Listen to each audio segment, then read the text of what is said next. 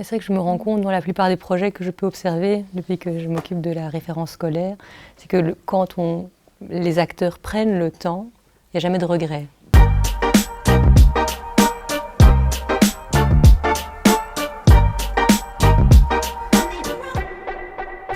La journée culture école ici, c'était une belle illustration du travail de plateforme. À la bibliothèque, c'est le CP11 avec Aline Baudouin. Dans la plateforme, on va retrouver tous ces acteurs du terrain, mais également aussi l'administration qui soutient le projet. Et donc ces acteurs du terrain, ils sont vraiment le témoignage de cette mise en application du PK sur un territoire donné. Et donc ça permet de voir émerger des difficultés, mais aussi des choses qui fonctionnent bien, et de souligner tous ces aspects positifs, mais aussi d'essayer de trouver des réponses à tous ces besoins. J'ai déjà maintenant vu plusieurs projets qui se passent en école.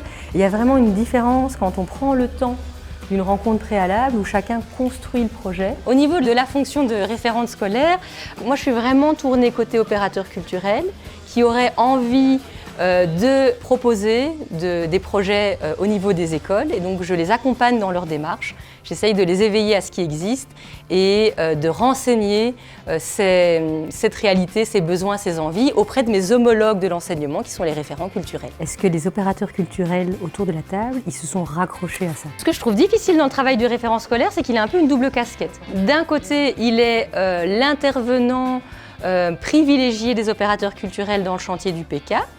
Et d'un autre côté, il coordonne la plateforme territoriale où là vont se retrouver tout un tas d'autres enjeux de l'enseignement, les obligations décrétales, etc. Puis ça, c'est un des objectifs du décret aussi, le sens dans les apprentissages. Et donc ça, moi, je suis enchantée de l'entendre de la part d'intervenants enseignants. Mais étonnamment, ça marche quand même bien.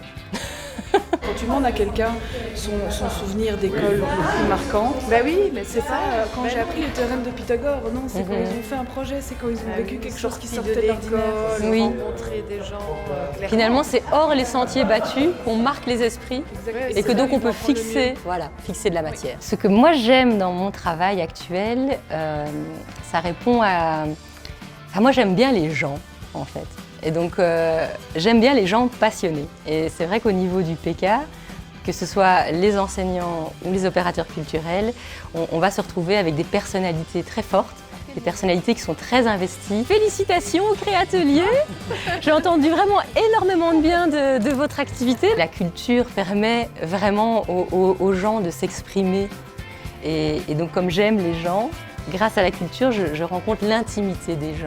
Et donc les mettre tous ensemble autour de la table, les voir ensemble collaborer, moi ça me fait plaisir.